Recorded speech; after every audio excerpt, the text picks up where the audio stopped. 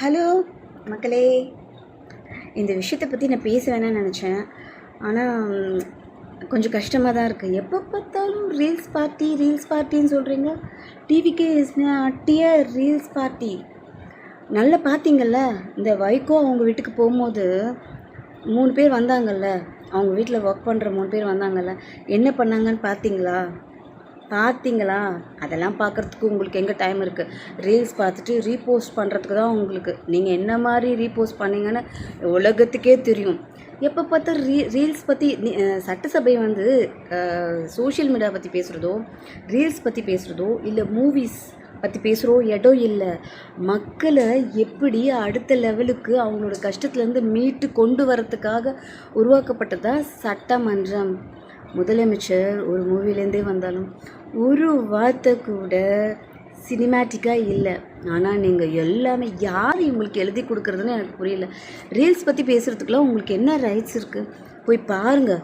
ஒரு யூடியூப்லேயும் போடுற ரீல்ஸ் எல்லாம் உங்கள் அப்பாவை இவ்வளோ கேவலப்படுத்துகிறாங்க. அதுவே முதல்ல தப்பு. அதை கண்ட்ரோல் பண்ணுறதுக்கும் உங்களுக்கு கொஞ்சம் கூட தைரியம் இல்லை. அவரை சுடலே கூப்பிடும் போது எனக்கெல்லாம் கஷ்டமாக இருக்குது.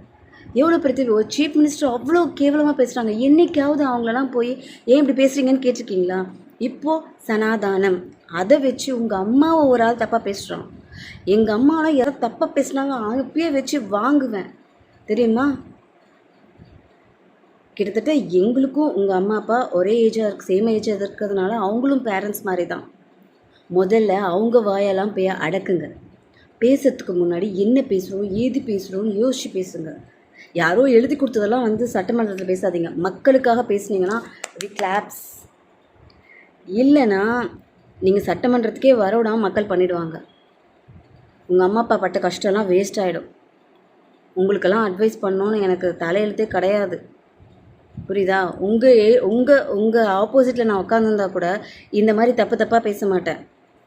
உங்களை விட எங்களுக்கு அரசியல் ஜாஸ்தி தெரியும், எனக்கு அரசியல் ஜாஸ்தி தெரியும். ஓகே, இதை தயவு செய்து முடிஞ்சால் ஷேர் பண்ணுங்கள். தேங்க்யூ.